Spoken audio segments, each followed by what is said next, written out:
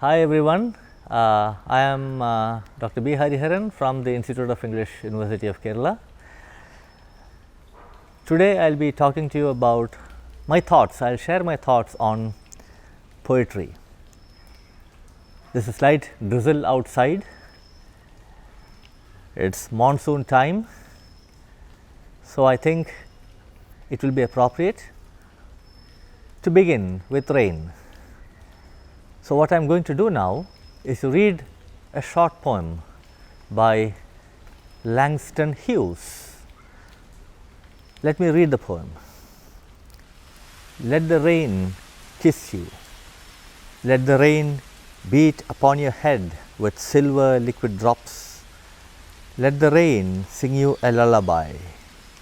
The rain makes still pools on the sidewalk.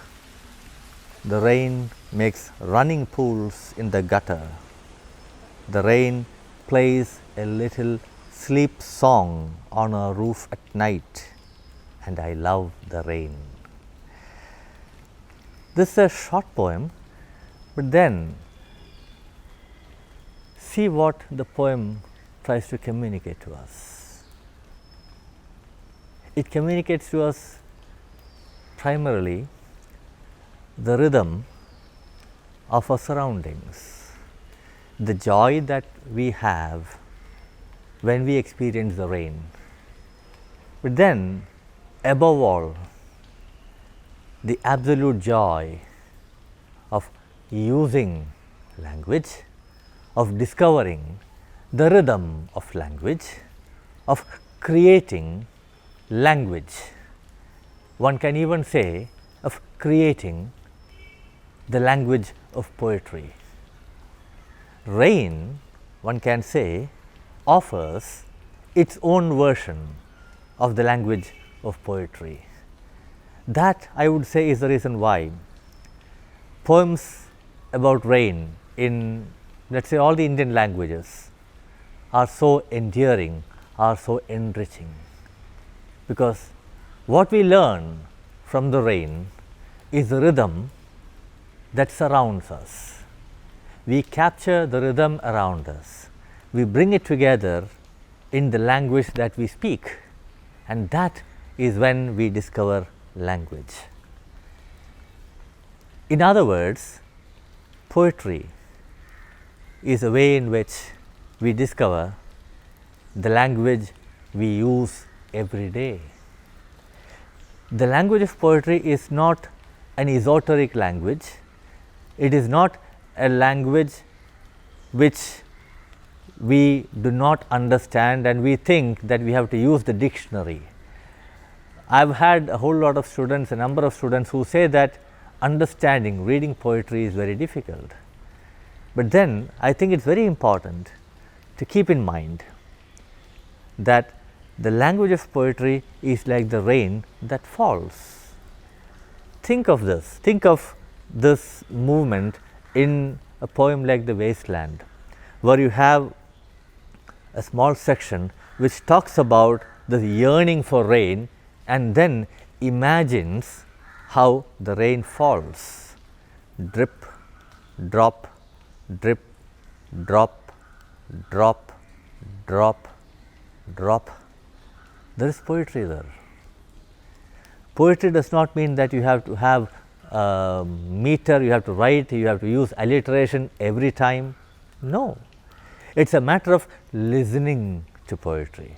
And what is it that you listen? You listen to somebody singing, you listen to somebody who has tried to compose thoughts, and in that moment, in that process, have tried to discover a language that communicates the world that the poet or that occasion had created. It is very important, I think it is fundamental, one can say, to keep this in mind when we talk about or when we read a poem. Now, this is exactly what poets were doing from the early times. Think, for example, of one of those very early poems, the epics, the epic of Gilgamesh. I am not talking about Indian epics, I am drawing your attention to a poem like the Epic of Gilgamesh. As the title itself would suggest, it is an epic. I am not going to enumerate how an epic is composed, but then I would like to talk about or underline how epics are poems that underline, that evoke memories, because language in a way is or offers its own form of its own kind of memory. Is there any other way in which we use language? We just need to imagine this. Is there any other way in which we communicate? We communicate because and only because there is this memory of all those sounds and the way in which we combine those sounds and try to communicate. So, there is certainly a person who is speaking, who remembers, who recalls, and it is addressed to somebody. So, there is somebody who is always there to listen, who try to recall and repeat perhaps what he or she or that community has heard, and then you discover that it is possible to share that memory, and when you share that memory, you share language, and when you share language, you discover the poetry in the language. This is not something that is limited to English, but this is something that you experience in every language, in every community, in every region, every geography, every culture. So, let us go back and think about those moments, those early epic poems, which all are about memory. I will tell you a very interesting story apart from the Epic of Gilgamesh. Recall this poem by Homer, Homer's epic Odyssey. Now, this is a poem where you have Odysseus sailing after the Trojan War. He is returning home. On his return, he is sailing, and then he reaches this place where he knows that there is this island where you have the Sirens singing. There is a section called the Song of the Sirens. Now, if you stop there, your ship will be dashed by the waves, you will hit against the rocks and you will perish. But then the music, the Song of the Sirens is so haunting that they will certainly attract you towards it and you will come to your end. It is a matter of life and death. Listening to something is a matter of life and death. Poetry in that sense could be a matter of life and death.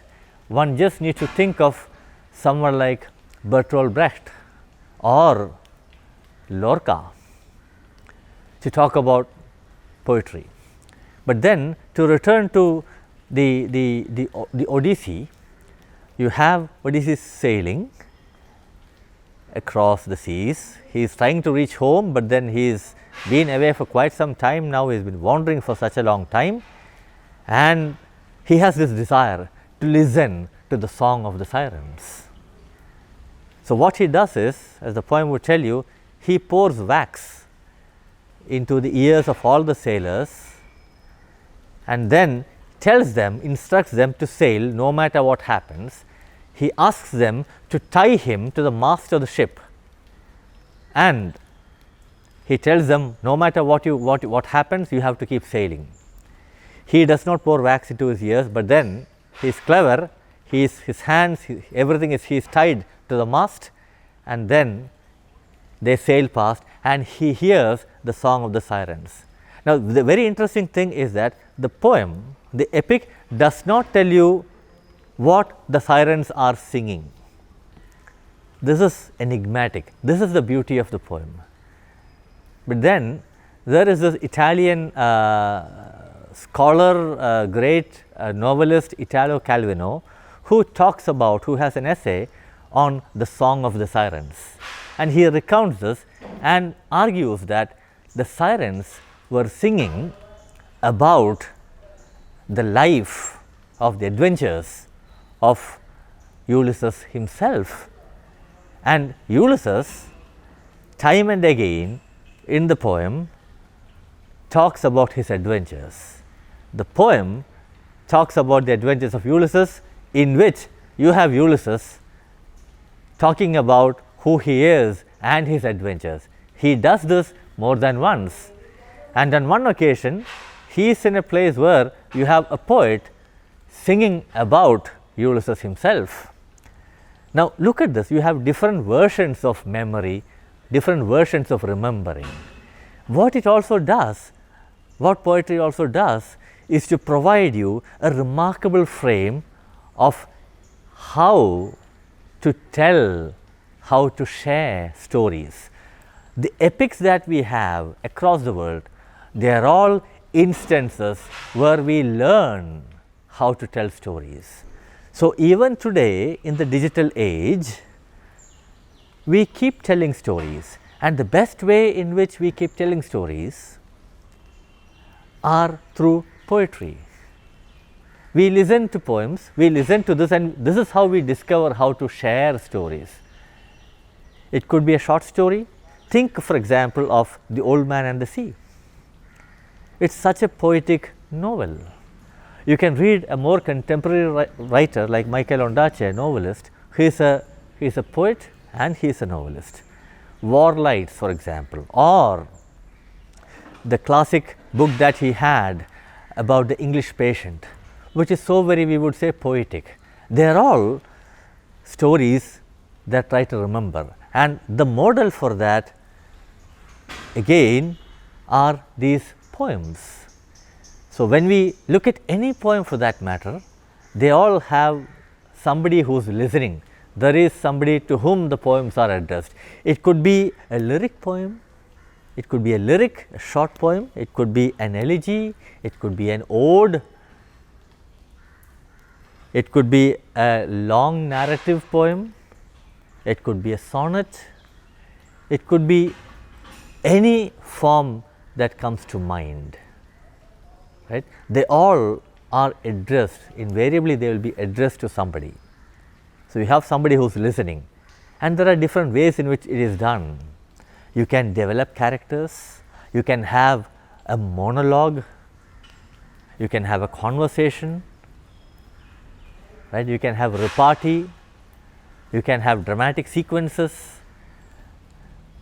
What we do is we try in a poem, when we read a poem, we discover that there are all these voices waiting to be heard, voices that you pay attention to.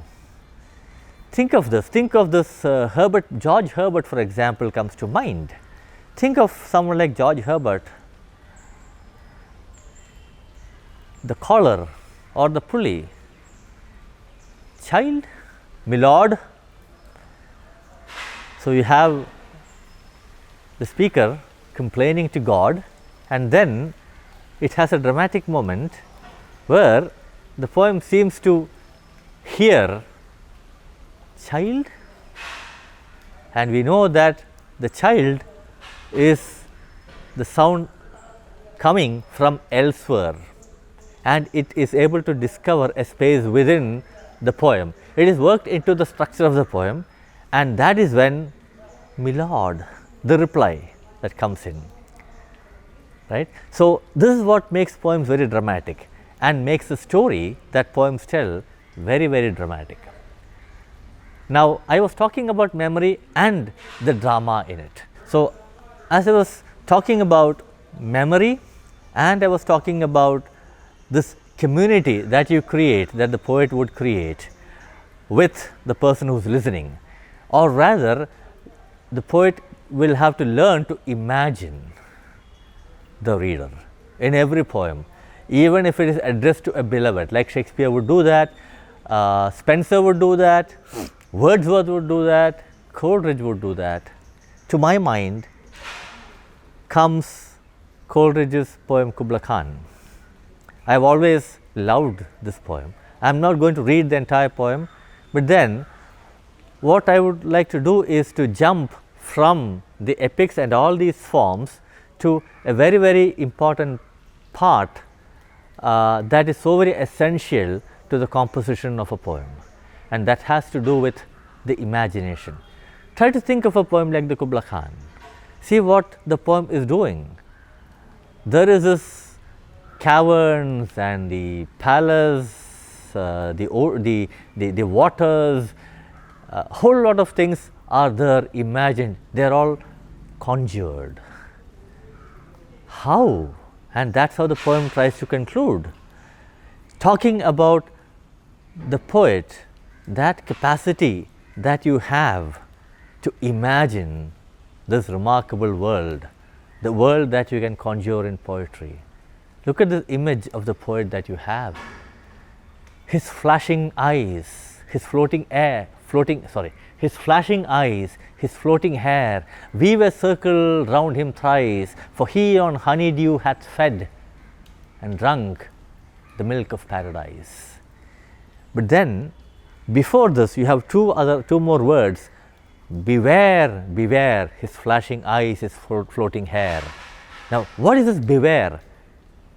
It's not that you need to be scared of this person, that you need to keep a safe distance. No, be aware. That is what I was talking about. Look at the language that is used. Be aware. It's not, beware doesn't mean that you have to keep the poet at arm's length. Be aware, be aware. His flashing eyes, his floating hair, weave a circle round him thrice, for he on honeydew hath fed and drunk the milk of paradise. What is it that you imagine? You imagine a language. I am going back to the point with which I started. You imagine a language, and what you do is you invite your audience, your listener, to share, to participate in the language you have tried to imagine, the world that you have tried to imagine. It is so very dramatic. In a sense, perhaps it is possible to say that all poems are dramatic, whatever be the form. It could be a dramatic monologue, it could be a poem like Paradise Lost, which is an epic, which is a remarkable English epic. See, look at the drama that you have there. Sing heavenly muse, Milton would say. And so, what is it that we do? We sharpen our ears. We would like to hear, we would like to know what the muse is going to tell us. It's a dramatic strategy. It is perhaps part of the convention of the classical epic, but then it serves a dramatic purpose. It calls our attention. Now, this is something so beautiful. Now, how is it that we call attention? By addressing somebody, by calling out to someone. We cannot directly call out to somebody and say, look, I am going to read a poem. Well, this is what old poets used to do. They were shamans. They sang. So, it was an announcement, I am going to sing. I want you to come here and listen to me. This is what they were doing. And see how that idea, that trope seems to have evolved over a period of time. We just need to think, for example, of the Greek tragedians. Think of that, the three movements that we have for the chorus, for instance. We need to think about how the chorus evolved. Think of that, there are three movements that you have, which are sung, rendered, standing in three different places, three parts of the stage, as it were. Think of this, right? It was oral through and through, and poetry was a kind of performance. And today also we have poetry as performance. Poetry is performance even when it is printed. Even when it is printed, the words printed on the page perform before you, and that is when you learn to recognize what is printed there. There are all those punctuation marks, for example, in poetry. we learn to read those punctuation marks when we read poems. So, when we try and read those punctuation marks, we try to give it a tone, we intone the poems and we perform the poems silently when we read them, sitting in the privacy of our study, for example. If it is a classroom, it is a different story where the teacher would possibly come, and then read it out. You might be wondering what I am doing with all this. I am being natural, I am being myself. There was this disturbance because there are a lot of trees here, the rain, there was a drizzle, and so all the insects, they are all out here, they are trying to sit, there could be spider.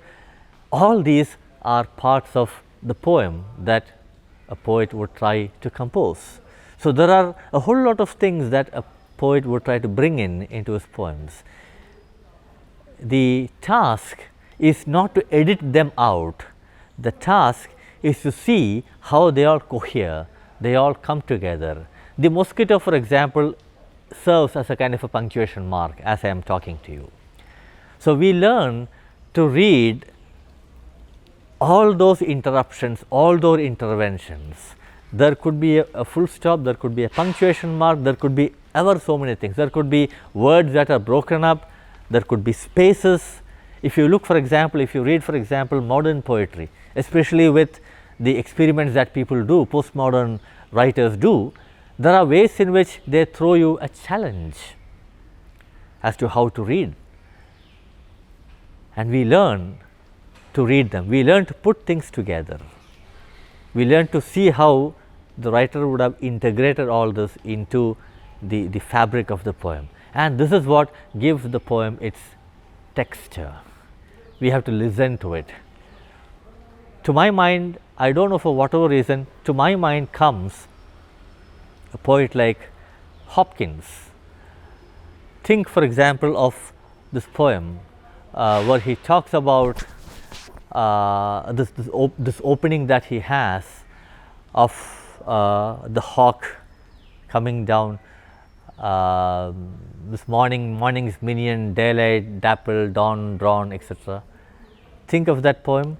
Think of the work of Hopkins, the way in which he worked with language, the way in which he tried to discover the stress in the language and the music that the language has in his poetry. The kind of things that he would bring in seemingly not exactly strange ways, seemingly difficult ways, perhaps all those consonant sounds being placed one after the other in a sequence, and then the way in which the effect that they create, for example, as we listen to them, the effect that it creates, the sound, for example, that you have with the g sound, gash, gall themselves, gold, vermilion, kind of thing that you have towards the end of the wind hour.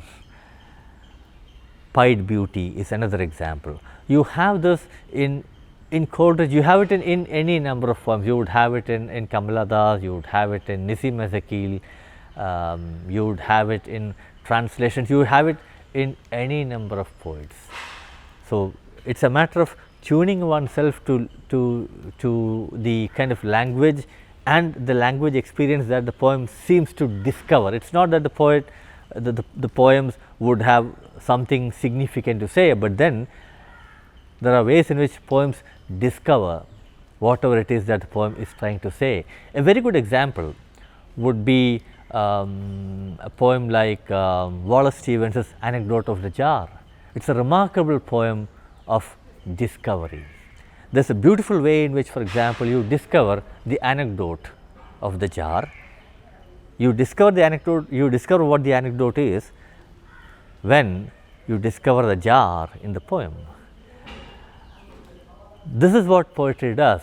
So, more than looking at the rhyme scheme and getting worked up with what the meaning of the poem is, I think it is very important, very essential to listen to the flow of language, to the flow of those lines, to the flow of the punctuation marks.